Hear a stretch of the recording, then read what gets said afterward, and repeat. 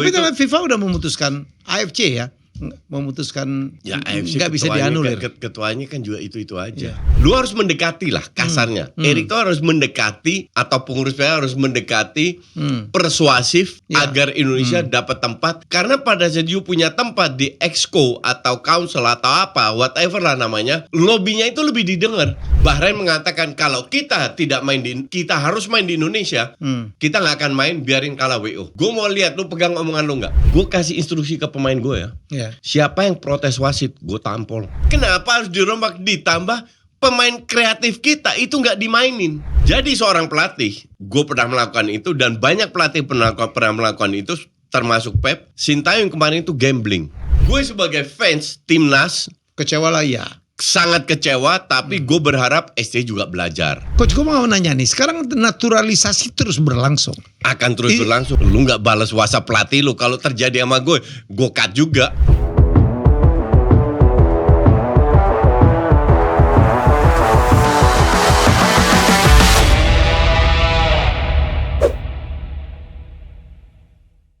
Ya, kita jumpa lagi dalam acara Jasaye, bukan bincang bola biasa bersama Coach. Lu baju lu keren banget, Coach. Ini anti mainstream, gak banyak yang punya. Utrecht. Lu tau gak Utrecht? Tapi gue suka kotanya. Jadi kalau saya ke Belanda, saya lebih suka di Utrecht daripada ke Amsterdam. Amsterdam itu it's just like another metropolitan city. Iya. Iya kan, sama aja lo ke New York lebih hebat lah. Tapi ke Utrecht itu kayak Solo ya, Coach ya. Slow gitu ya. Gue baru sekali ke Solo. Gue kurang tahu Solo. Tapi di Utrecht ya lebih slow lah. Iya, kafe ya kan. Ya, apalagi kalau musim panas yang turun ke bawah itu, Coach, yang ada sungai itu. Iya. Wah, turun ke bawah keren banget. Ada dome gitu. Nyokap gue tinggal deket situ. Sekarang? Di center. Oh, dari dulu. Dari dulu? Di center. Lu lahir di sana, Coach? Enggak, gue besar di sana. Sekolah di sana? Dari SD. Dari SD. Iya. Dan sekarang Utrecht lagi posisi berapa? 2. Belagu lu. baru 8 minggu. Gue tiap tahun itu pun udah luar biasa untuk kita bercitra. Hah? Ini terakhir yang 2 ada yang salah ini. Lawannya lagi hancur. Walaupun baru 2 minggu tapi enggak. Ya untuk kita itu sesuatu yang aneh. Jadi aja. Ajax di bawah ya. Oh jauh. Feyenoord, Ajax, AZ. Rank 3 itu AZ. Kalau AZ menang pun Utrecht masih di rank 2. Satu Eindhoven. Itu kalau Eindhoven itu udah 9 pertandingan, Utrecht 8. Kalau menang Utrecht selisih cuma 2 poin. Gak usah juara, rank 2 aja udah luar biasa. Kan main Champions League. Kapan lagi Utrecht main Champions League? Nonton dong. Main kemana-mana gue samperin itu. Gue udah bilang ke bini gue, kalau kita Belanda kita ke di Utrecht aja. Wah, suka banget gue kotanya. Iya, Utrecht emang enak untuk relax. Relax. Oke, conclusion. Wah, tapi baju gue gak kalah kerennya. Prestasi boleh hancur, tapi jersinya keren. Manchester United. Coach, kita ngomongin tentang STY ya. Jadi atau timnas kita. Kita berharap kemarin ya dengan waktu game pertama, game kedua oke gitu, bisa menahan seri, tim-tim kuat. Kemudian kita kan berharap betul kemarin waktu melawan Bahrain, lawan Cina kita bisa dapat 6 poin. Ternyata kita dapat cuma 1 poin. Lawan Bahrain tuh dicolong, dirampok kita. For sure itu dirampok. Kalau ada yang bilang wasit tidak melanggar aturan FIFA, itu betul. Cuman tidak melanggar. Memang wasit di atas kertas ya, on paper boleh memberikan ekstra perpanjang waktu. Cuman ekstra dari perpanjang, extra time itu kan 6 menit. Iya, itu udah dong. Ya, itu harusnya udah. Udah dong. Kalau dia memberikan lebih itu boleh. Tapi harus ada dasarnya. Nggak boleh banyak juga kan? Nggak boleh ada dasarnya. Dan ada dasarnya. Kecuali ada yang memang pingsan. Ini tidak ada sama sekali. Waktu, ya. Ini sama sekali tidak ada, dan 3 menit itu 50% dari extra time. Tidak ada dasar sama sekali, tidak ada kejadian yang mengulur-ulur waktu sehingga kenapa dia berikan 3 menit ekstra. Itu nggak make sense. Dan feeling gue kalau gol itu tidak terjadi 4 menit, 5 menit, bisa 6 menit bisa berlanjut. Karena ini yang itu yang harus diselidikin. Tapi kan FIFA udah memutuskan, AFC ya, memutuskan AFC nggak bisa dianulir. Ketuanya kan juga itu aja. Itu yang selalu gue lawan ya, dan ini udah bertahun-tahun gue lakukan. AFC itu lebih parah daripada UEFA sama FIFA. 20 tahun terakhir, 2 ketua AFC itu Orang Timur Tengah. orang Timur Tengah. Dan pertanyaan gue sekarang, kalau presiden FA 2 atau 3 kali, kenapa di AFC bisa sampai 4 kali? Nggak make sense. Harusnya ada batasnya juga dong. Ya. 2 kali lah, 3 kali, whatever lah. Dan memang kalau you lihat lobby-lobbynya, itu gue sempat bikin video ya masalah ini, dan itu gue kritik PSSI, yang gue kritik bukan PSSI sekarang. Jadi di anggota AFC Ya. kan ada council, ada exco, ada apa? Zero orang Indonesia. Bahkan yang bikin menyedihkan, ada pengurus dari Bhutan. Do you know where Bhutan is? Tahu. Bhutan itu dekat Nepal, Ya. yang pegunungan, yang kalau main bola itu Emang timnya ada? lapangannya miring, nggak bisa rata karena dekat pegunungan. Udah nggak ada. Oke. Dekat pegunungan, di daerah pegunungan, jadi nggak nemu lapangan rata. Itu ada Bhutan, ada Laos, ada Filipina, Thailand, Malaysia. Thailand, Malaysia oke lah. Ya, itu gue masih bisa terima. Masih- Tapi Laos, Kamboja, nggak make sense gitu. Kok orang-orang ini bisa jadi pengurus di AFC, kita nggak ada. Tapi itu kan bukan di bola Zero. doang tuh, Coach. Kita tuh berorganisasi tingkat internasional Gua nggak itu. Yang olahraga Ya. gue nggak tahu. Gue hanya fokus ke bola, dan itu untuk gue menyedihkan. Dan ini gue salahkan pengurus-pengurus PSSI sebelumnya, karena sekarang kan terlalu pendek. Iya. Dan gue harap PSSI sekarang Berjuang untuk itu. berjuang untuk Karena ngelobi. itu penting ya. Kita tahu bahwa Erick Thohir ini punya jalur cepat ke FIFA, Ke presidennya FIFA. ke ya pengurus FIFA juga, bukan hanya presiden. Dia kenal berkat dia pernah sebagai di Inter. mantan owner Inter, pasti Ya. networknya kuat. Dan itu dia tunjukkan juga kan ke FIFA U17 dapat, dan itu sangat menguntungkan Indonesia. Oke, itu satu. Tapi gue nggak pernah lihat dia benar-benar ngelobi ke AFC. Dan AFC itu kan masalah duit semua. Mereka punya duitnya berseri. Bisa atur. Sehingga mereka, lu siapa Indonesia? Jangan AFC sama kayak FIFA nggak bisa diaudit juga, Coach. Betul. Jadi lu harus mendekati. Statuta juga. Lu harus mendekati lah kasarnya. Erick Thohir harus mendekati, atau pengurus PSSI harus mendekati, persuasif, Ya. agar Indonesia dapat tempat. Karena pada saat you punya tempat di exco atau council atau apa, whatever lah namanya, lobbynya itu lebih didengar. Sekarang dengan kasus ini kita nggak bisa melobi kan? Dan kejadian juga ya, ini kita lawan tim Timur Tengah, wasit juga dari Timur Tengah. Wasit pun juga dari zona lain lah. Exactly. Wasit juga dari Timur Tengah. Dan Bahrain merasa dirinya kuat, protes kan, kita nggak mau main di Indonesia. Sampai segitunya. Iya kan? Akhirnya FIFA yang ngomong. Iya. Yang ngomong kan FIFA. Iya, bukan AFC. Mhm. Nah ini pasti berkat lobby PSSI yang kita kuat di FIFA. Iya. Enggak, you play di sini. Dan gue mau lihat, karena gue udah baca statement, gue nggak tahu bener atau tidak. Iya. Bahrain mengatakan kalau kita kita harus main di Indonesia, kita nggak akan main, biarin kalah WO. Gue mau lihat lu pegang omongan lu nggak? WO aja lah. WO aja. Gue mau, kalau lu gentleman, Iya. lu pegang omongan lu. Nggak usah main di Mungkin Indonesia. dia merasa terlalu WO. powerful kali, Coach ya. Terlalu jemawa lah ya. That is typical Timur Tengah. Makanya lu pernah bilang AFC dibagi dua aja ya. AFC 1 bagi bagi 2. Iya. Apa maksud lu? AFC itu kan ada empat regio lah. Iya. Regio Timur Tengah, Iya. sama regio atasnya itu Afghanistan, Uzbekistan, itu jadi satu. Iya. Regio Asia Cina, Asia Timur, Oke, sama Asia Tenggara. India, Pakistan, sama Asia Tenggara jadi satu. Karena negaranya udah cukup banyak Oke. dan bisa lebih fokus, dan pengurusnya nggak itu-itu aja. Iya. Ini jelas-jelas sangat kelihatan bahwa terjadi banyak, kalau ditelusuri satu persatu, itu Iya. banyak sekali permainan yang dilakukan. Dan kenapa gue itu sebenarnya nggak pernah, waktu gue jadi pelatih timnas, gue kasih instruksi ke pemain gue ya, Iya. siapa yang protes wasit, gue tampol. Hanya kapten gue yang boleh protes. Oke? Jadi artinya gue nggak pernah suka protes ke wasit. Tapi ini bukan pertama kali kita dikerjain sama wasit loh. Ini bukan pertama kali kita, lama-lama enak juga kita. Iya. Kalau kita diem terus, nggak akan terjadi apa-apa. Maka dari itu kalau mereka protes netizen kita, enggak, gue dukung netizen Indonesia untuk ngehajar mereka. Pantes We lah. have to do something gitu loh. Dan gue yang gak suka Kita nggak Coach. bisa diem aja terus dizolimi terima. Ini udah kesekian kalinya kita dikerjain sama wasit Timur Tengah. Dan gue gak suka tuh apa ya, drama banget gitu loh. Drama banget. Gak ngapa-ngapain, Ya. guling-gulingan, Gak ditegur kan? Gak ditegur, Gak iya dikasih loh. kartu kuning kan? Udah obvious tuh depan mata. Aturan FIFA jelas, yang boleh protes hanya kapten. Period, titik. Pemain mereka protes-protes loh. Gak ada satu yang dikasih kartu kuning. Iya. Gak ada satu. Lihat di UEFA. Belanda main lawan siapa, Jerman. Reinders ngomong 1-2 kata kartu langsung. Iya. Langsung kartu sampai dia bingung. Iya, lu gak boleh protes. Aturan jelas tuh loh. Aturan udah jelas.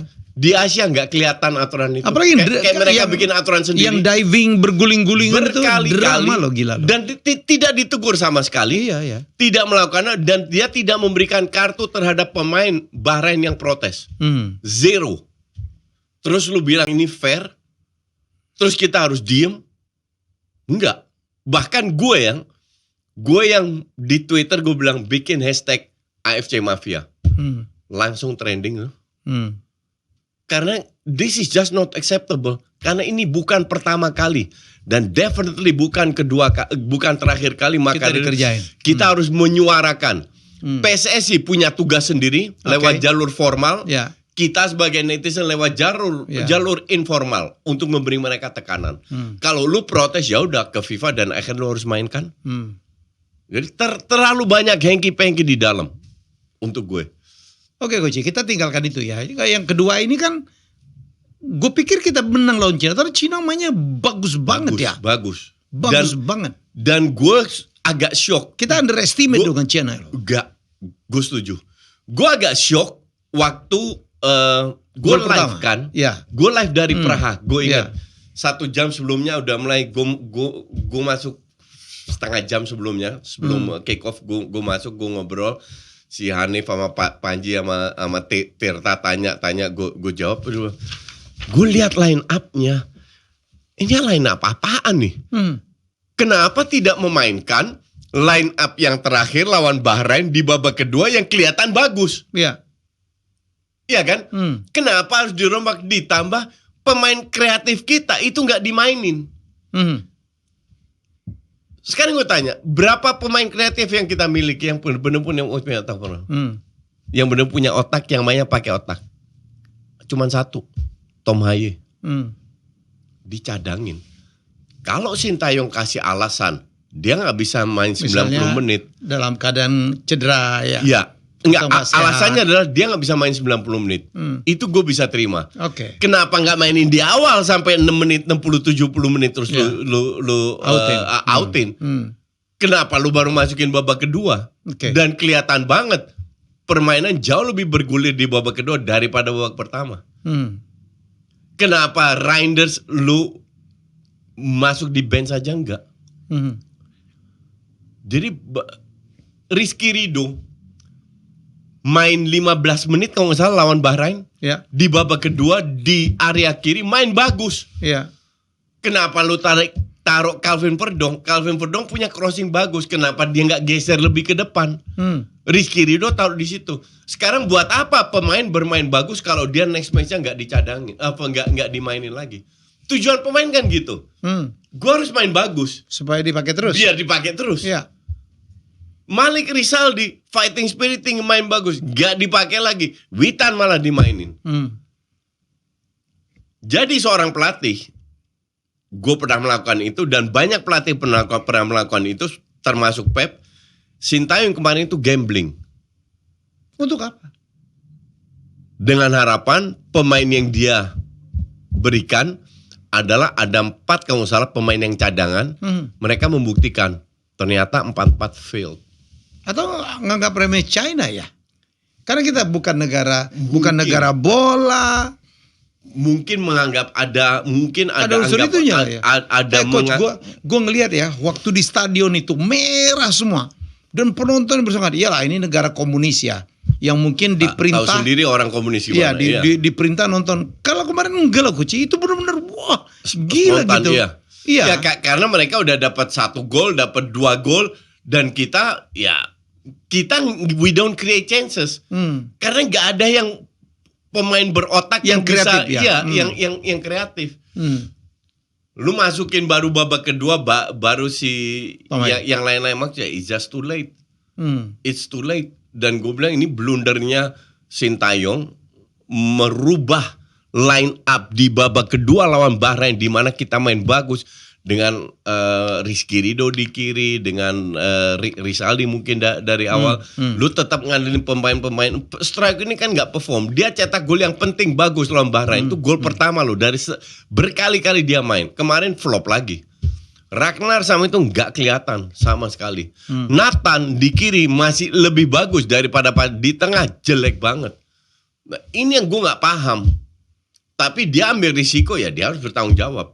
Itu satu sisi. Cuman di sisi lain kita harus lihat juga. Jadi kita harus lihat dari dua sisi. Ini satu sisi. Sisi kedua, kita 4 kali baru sekali kalah loh. Ya, walaupun draw ya. Iya. 3 draw. Iya, tapi baru sekali kalah loh. Iya. Jadi nggak usah didramatisir juga. Iya. Dari ranking dengan rank 2, Australia kalau nggak salah rank 2 ya, selisih cuma 2 poin loh. Jadi semua itu masih di tangan kita sendiri. Iya. Satu sisi yang kita kritik, satu sisi kita nggak usah terlalu dramatisir juga. Dan jangan langsung STY out, STY out. Nggak usah gitu. STY out dan lain-lain sama sekali nggak. Karena semua itu masih ada tinggal. Gue sebagai fans timnas kecewa lah ya. Sangat kecewa, tapi gue berharap STY juga belajar dari kesalahan-kesalahan ini, bahwa mainkanlah pemain yang lagi performanya bagus. And don't change the winning team. Don't change the winning team. Itu istilah yang top banget. Itu istilah top ya. Itu yang nggak boleh diganti. Don't change the winning team. Karena untuk gue babak kedua itu lawan Bahrain itu udah keren banget itu tim.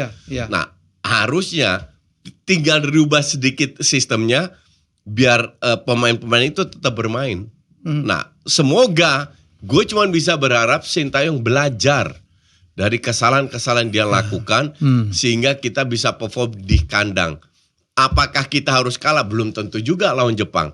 Karena Australia pun bisa nahan seri. Main di Jepang loh. Ini kita main di GBK. Di sisi lain kita juga nggak tahu rumputnya GBK kayak apa, kan? Tapi minimal kita nggak perlu terlalu dramatisir lah. Semua masih ada di tangan, kita masih bisa lolos, masih ada kemungkinan. Rank 3. Karena selisihnya rank 5 sama rank 2 cuma 2 poin doang. Yang lain sama semua. Australia, Saudi, Bahrain itu sama semua poinnya. Gitu. Jadi untuk gue sih ya nggak ada yang berubah. Asal sekali lagi Sintayong jangan terlalu banyak eksperimen lah. Tapi gue ngelihat ya perilaku dari penonton bola itu, gue aja nggak sanggup, coach. Gue tuh pernah diminta untuk menjadi presiden dari Liga 1 itu. Ya, bukan Sriwijaya FC aja, bukan gitu. Gue nggak tahan loh, gila. Kalau menang itu dipuji-puji, kalau kalah seolah-olah terhapus itu yang kita lakukan sebelumnya. Itu harus dirubah. Itulah perilaku yang kita harusnya sebagai influencer itu. Influencer lain-lainnya, bukan gue doang, yang lain juga itu harus merubah bahwa kalau lu nggak mau kalah, jangan main sepak bola. Betul, setuju gua. Kalau lu tidak mau menerima kekalahan, jangan main sepak bola, sesimpel itu. Karena pasti ada prosesnya, butuh waktu. Dan gue lihat memang banyak fans yang pengen menang, hanya menang. Semua pengen begitu juga. Semua juga pengen menang. Cuman kan nggak ada olahraga yang lu harus menang semua. Pasti ada kalahnya. Kalau semua menang, siapa yang kalah dong ya? Iya, betul. Jadi, dan fansnya memang harus belajar, termasuk fans timnas. Jadi sekali lagi terjadi banyak kesalahan, kita kecewa, semua kecewa, dan harusnya nggak boleh terjadi. Tapi ini nggak fatal, karena kita masih ketemu Saudi, Cina sama Bahrain di kandang sendiri. Iya kan? Dan ini bisa 9 poin kalau lu mainnya bener. Mestinya ya, Cina Bahrain mesti kita ambil lah ya. Saudi pun bisa diambil juga, kenapa enggak? Itu berapa tim sih yang lolos ke Piala Dunia? 2 langsung, 2 di drawing lagi playoff. Jadi nomor 3-4 dari grup A, B, C digabung lagi jadi 6 tim kan? Main lagi. Ya, main lagi jadi 2 grup. Diambil 2. Ya, diambil 2 lagi. Sisanya yang nomor 2 ini runner up diadu, pemenangnya lawan dari dari Amerika Selatan. Gitu. Kalau ketemu- Jadi masih ada peluang, definitely untuk 3-4. But we have to change, dan bukan hanya pemainnya juga harus berubah. Pemainnya juga harus berubah. Karena ada beberapa pemain benar-benar gagal untuk gue. Dan menurut gue ya, kalau kita ngelihat PSI maju tidak di zamannya Erick Thohir, kita lihat sekarang Coach U17, U19, keren-keren loh. Kalau masih orang U21, bilang nggak berhasil, aduh. nggak berhasil itu ya ada sesuatu, orang ngomong gitu. Ada sesuatu di Iya. belakang, kenapa lu bilang PSSI nggak berhasil? Jelas-jelas PSSI di bawah Erick Thohir itu maju banget. Dan udah bener nih Coach ya. Leaping. Udah bener nih ya. Udah bener, jalannya maksudnya, udah bener. Dulu kan timnasnya bagus, di bawahnya kan nggak dukung tuh. Iya. Apalagi sekarang dituduh, oh ini karena naturalisasi. Iya. Tapi di bawahnya udah mulai melawan juga loh Coach. Iya, betul. Betul Jadi ya. Jadi untuk gue ya, itulah orang-orang yang nggak bisa terima kekalahan. Yang maunya cuma menang aja. Iya. Dan ini sekali lagi ya gue masih percaya bahwa kita bisa dengan program yang kita miliki. Betul. Masih bisa, definitely masih Yang penting bisa. kan pembinaan dan kompetisi kelompok umur yang penting kan ya. Berjalan, ya, betul. Ya. Ya. Ya lu jangan berharap metik di depan doang. Tapi Indonesia tuh lucu. Kadang-kadang juniornya bagus Coach, begitu senior hancur gitu. Karena faktor X lah ya. Ya. Nah, sekarang U23 kan lolos ke Piala Asia. Mereka harus membuktikan sekarang. Bisa nggak lu bersaing di AFC? Ya. Bukan dulu kan levelnya AFF, Southeast Asia doang, Asia Tenggara doang, AFF doang. Enggak, sekarang forget AFF. Kita udah melewatin masa AFF. Ya.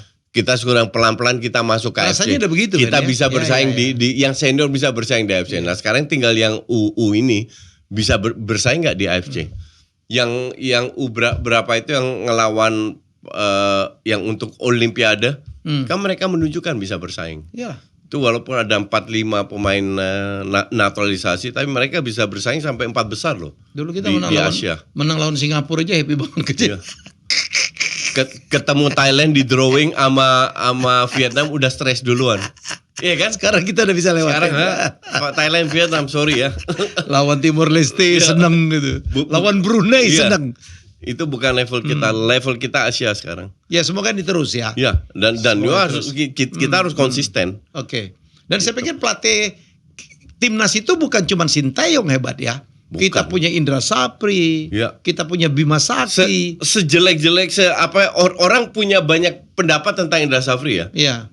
Termasuk gue. Tapi dia sudah membuktikan. Oh iya berkali-kali. Dan kalau udah 4 kali juara, itu bukan ngomong kebetulan. apa lo? Iyalah. Somehow Indra Ya. Safri udah bisa pegang, tapi ini kan di junior. Iya, ya iya, kan? iya. Jadi gue lihat Indra Safri juga lebih cocok di junior. Iya. Jadi teruskan Dan dia aja. menyumbang pemain cukup banyak loh. Gue cukup respect sama Indra Safri dalam arti dia bisa memberikan trofi. Walaupun gue bilang mereka sering gak main bagus, but that's okay. Iya. Ini sebuah turnamen, you have to win, dan Indra Safri deliver. Jadi gue dukung Indra Safri untuk pegang yang UU itu. Dan gue lihat ya, Dan gue harapkan itu si Nova juga ya. Nova ya. Nova itu Irianto. harus diberi kesempatan juga untuk yang bisa sama. naik-naik. Iyalah, kita punya cukup banyak Ya. pelatih hebat dong ya. Iya. Untuk gue sih Bima kasih kesempatan, Kurniawan sekarang magang di Como, kalau balik bisa dikasih kesempatan lagi. Jadi ya kita harus rekrut pemain-pemain pelatih-pelatih baru juga. Karena di liga itu kan nyaris nggak ada. Udah pada dipecat-pecatin kan. Tinggal 1-2 kalau nggak salah atau mungkin 3. Sisanya pelatih luar semua. Jadi mereka nggak dapat kesempatan di liga. Jadi yang ada kesempatan di UU ini ya dipertahankan kalau bisa. Maksudnya pelan-pelan kita juga udah mulai harus percaya dengan pelatih-pelatih lokal Coach ya. Iya. Lah. Untuk gue sih agak miris ya. Iya. Kalau di Liga 1 itu hanya segelintir pelatih lokal. Sangat disayangkan. Tapi ya yang punya klub punya pendapat berbeda mungkin. Dan punya wewenang sendiri. Ya punya wewenang sendiri. Duit Nggak gua bisa kita salahkan juga. Ya duit gue sendiri. Serah gue mau ambil siapa. Ya Dan benar nggak gampang, juga. Coach. Emang nggak gampang. Lu melihara tim itu keluar duit berapa lu? Betul. Kocek pribadi. Betul. Makanya gue nggak salahkan juga. Iya. Cuman gue sayangkan aja kalau terlalu sedikit pelatih lokal yang ada di Liga 1. Coach, gue mau nanya nih, sekarang naturalisasi terus berlangsung. Akan terus berlangsung. Is it still Gue okay? bicara sama Arya dan Arya bilang kedepannya selama ada pemain berdarah Indonesia akan kita proses. Dan gue sih setuju aja. Kenapa enggak? Kan mereka punya darah Indonesia. Kan bukan naturalisasi kayak yang udah lama di sini atau apa. Cuman bener-bener kalau punya darah Indonesia kenapa enggak? Betul. Jadi, tapi kan kadang-kadang orang mengatakan bahwa naturalisasi itu membuat pemain-pemain yang dibina di lokal itu tidak diberikan kesempatan. Saya pikir kalau dia bisa bersaing akan dapat dong, ya kan? Ya. Betul dong ya? Ya. Kalau kita bicara timnas, artinya semua akan dapat kesempatan dan Sintayong memberikan kesempatan kok kepada Witan, Arhan, Asnawi, Rizky Ridho, dikasih jam terbang juga kok, iya kan? Nah sekarang Marcelino, tergantung, Marcelino, kan tergantung siapa yang bisa perform atau tidak. Dan pemain kayak Rizky Ridho, Witan, terutama Rizky Ridho lah, itu paling konsisten. Itu menunjukkan gue pemain Persija, pemain Liga 1, udah bisa bersaing. Gue bisa bersaing kok. Nah yang lain juga harusnya bisa. Nah apakah bisa atau enggak ya? Kalau kedepannya kita tidak mau tergantung sama pemain diaspora, ya lu tingkatkan liganya. Kualitas liganya ditingkatkan sehingga betul. Pemain diaspora sama yang lokal itu ya mungkin selevel lah, iya kan? Gitu. Jadi cuman pada saat ini memang terbukti bahwa pemain diaspora memberikan sesuatu yang berbeda. Kualitas yang berbeda dan itu harus kita dukung karena mereka juga bawa merah putih, itu intinya. Bawa merah putih di luar negeri, itu yang kita dukung. Mau rasnya apa, rambutnya apa, kulitnya warna apa, kita tetap dukung. Yang gue terharu tuh mainnya ngotot Coach ya. Menang itu nangis gitu ya. Jadi bukan karena apapun alasannya ya. Mungkin daripada gue nggak di situ, gue di sini. Jadi enggak, ini memang alasan dari hati. Iya, betul. Betul sekali. Tapi ya suara-suara itu pasti ada lah. Dan ini gue tambah lama tambah curiga ya, karena setiap momen itu pasti ada public figure atau pejabat yang protes. Selalu ada. Dan sampai gue bikin video, gue jelaskan, untuk gue ini bukan kebetulan. Termasuk protes dari Peter Gonta? Ya, termasuk dia. Ini sesuatu yang untuk gue udah di planning, bahwa setiap saat selalu ada yang nongol untuk mengkritik. Untuk gue ya lucu. You don't understand football, udah fokus ke jabatan lo aja, fokus ke politik lo aja. Atau kadang-kadang bagus Coach. Kalau ada begitu kan kita jadi bersatu gitu loh. Politik kritik nggak masalah, tapi kritik harus make sense. Kalau yang dikritik naturalisasi itu nggak make sense. Kalau yang dikritik kenapa Tomai nggak dimainkan lah? Itu boleh. Karena itu masuk akal, iya kan? Tapi kalau masalah naturalisasi itu udah selesai. Perbincangan gue itu kalau diminta TV bahas naturalisasi, gue tolak. Udah selesai. Karena untuk gue ini udah selesai, no discussion untuk gue. Bahwa ada orang ngomong selalu itu hak lu kok untuk memberikan pendapat, hak gue untuk mengabaikan lu. Dan gue bilang sama netizen, kalau ada kepada kalian, kalau ada orang-orang yang masih ngomong soal mempermasalahkan ini, abaikan aja. Gak usah dikritik, gak usah dikasih panggung, abaikan aja. Yang jelas nih Coach ya, suka atau tidak suka, kita nggak pernah sampai ke satu level. Kita ngelawan Jepang, kita ngelawan Korea, dan masih ada peluang menang gitu loh. Wah dulu mah jauh banget lah. Kita pernah dibantai Bahrain 0-10. Kemarin Bahrain tuh kalah sama kita. Bahrain itu harusnya kalah kemarin. Dan di kandang Bahrain ya. Di kandang Bahrain tuh. Itu di kandang Bahrain, harusnya Bahrain kalah. Kita nggak pernah mencapai kayak gitu. Betul. Dan itu kan sebuah prestasi. Dan stadion penuh. Jadi banyak prestasi juga yang nonton. Mempersatu bangsa ini timnas. Jadi bukan prestasi itu bukan hanya trofi, tapi sebuah proses perkembangan dari sisi permainan. Saya pikir salah satu hiburan untuk bangsa Indonesia ya. Yang lagi tidak baik-baik saja katanya tuh. Itu timnas. Timnas. Ya, betul. I agree. Dan bahkan timnas bisa menjadi contoh untuk klub-klub yang di bawah di Liga 1. Bahwa bisa loh tanpa kerusuhan, tanpa ribut-ribut kita mendukung satu tim. Nggak perlu kita ribut-ribut dan lain-lain. Dan ini harus termasuk belajar juga untuk menyikapin kalau kita kalah ya. Iya. Harus menyikapi karena kita pasti ada kalahnya. Australia yang kita pikir hebat banget gitu aja, ternyata segitu ya, bisa kalah, bisa draw lawan tim-tim yang underdog. This is football. This is football. Itulah kalau you nggak mau menerima kekalahan, jangan Nggak usah main lah. jangan nonton bola, Ya. nonton layangan. Dulu zaman gue kan ada layangan tuh. Itu kalau ngadu yang putus kalah juga. Coach. Kecuali layangan hias. Kalau gua ngadu lah, pakai gelasan gitu zaman dulu. Coach, sekarang Kevin Dix juga akan naturalisasi. Ya. Ada komen tentang pemain ini? Yang jelas jam terbang tinggi. Dan dia pemain belakang tapi bisa main di depan juga. Yang lucu itu gue ketemu ya keluarga jauh gue lah. Baru di Belanda. Di Belanda. Ternyata ya dia cerita itu nyokapnya itu temennya dia. Nyokapnya Kevin Dix. Ya, dan dia bilang nyokapnya itu Ambon. Bakar besi. Dan Bakar dia kenal besi Kevin Dix sudah dari kecil ya, Bang. Kocak aja dan jelas diaspora ya kan? Jelas. Bakar besi kurang apa besi. diaspora? Ini Indo loh. Full Indo kayak Lili Pali. Iya, kayak Lili Pali. Lili Pali itu full Indo. Orat Mangun. Orang Mangun. Ya dong. Ya. Namanya Orang Mangun. Ya, itu kan Indo. Masa dia nggak boleh main di timnas? Kan lucu gitu loh. Iya kan? Dia bawa namanya Bakar Besi, masa nggak boleh main di timnas? Ini saudara kita loh dari Ambon loh. Jangan tuh kayak Simon Tahamata gitu-gitu ya.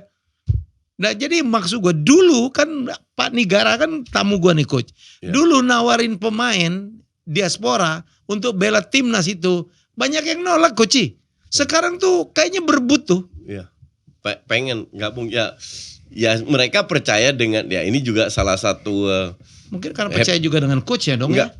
Ya, tapi juga dari Erick Thohir ya kalau gue bilang ini move yang Erick Thohir bisa meyakinkan mereka. Ya. Baru ketemu coachnya kan. Ya. Kan atau berbarengan lah. Juga mungkin permainan mereka baca. Iya. Pasti. Dukungan fans yang gila-gilaan kayak gitu. Di Belanda itu ada satu podcast dari tabloid Football Premier. Oke. Itu sering bahas tentang naturalisasi Indonesia. Dan ada satu lagi kemarin gue lihat. Nah ini gue yakin banyak yang nggak tahu. Ada namanya Ryan Flamingo. Tahun lalu dia main di FC Utrecht. Sekarang dia center backnya PSV.